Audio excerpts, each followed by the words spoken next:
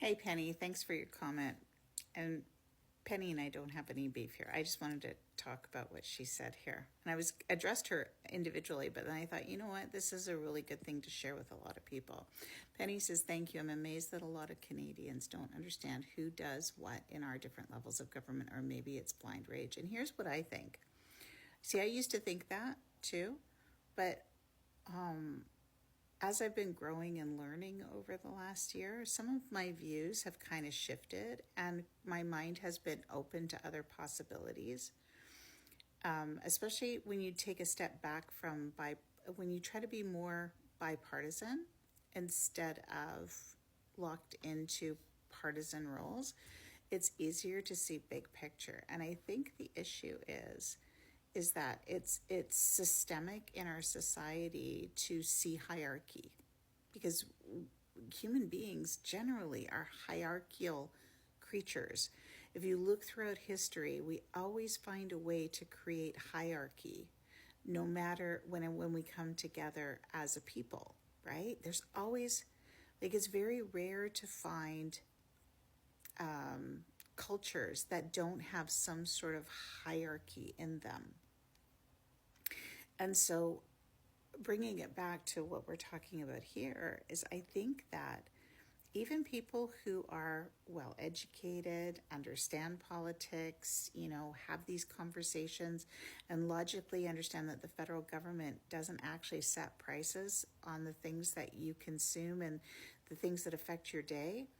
I think that because we are instinctually hierarchical creatures, we look for the boss to blame because that's how we're conditioned.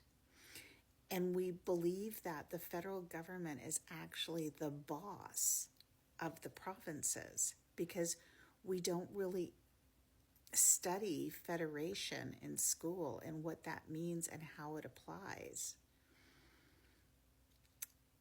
Alberta, Manitoba, and Saskatchewan were created provinces by the federal government in the early 1900s and since have been given sovereignty.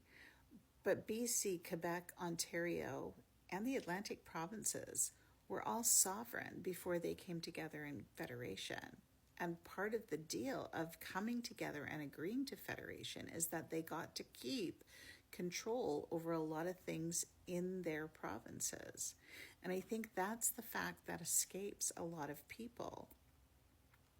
And because we've been infected by US culture so badly, we tend to conflate our two political systems, which are actually vastly different. Because in the US, the president is the big daddy or big mama, right? Or big kahuna.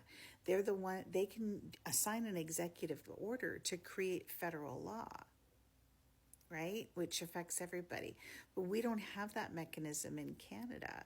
Our prime minister is basically just a MP on steroids, basically, and needs to have the support of the House and the Parliament in order to get any legislation or laws passed. But they can't impose things on the provinces when it's a provincial matter. But because we're hierarchical and we think hierarchically, and we live in a hierarchical society, I think our mind just automatically goes to, well, the federal government should be able to do something about it because they're the boss. But they're not the boss. They're just the umbrella, right? And they work in partnership with provinces, not governing provinces. Anyways, I think I've talked long enough. Thank you very much for the comment, Penny, and have a great day. Enjoy your Sunday.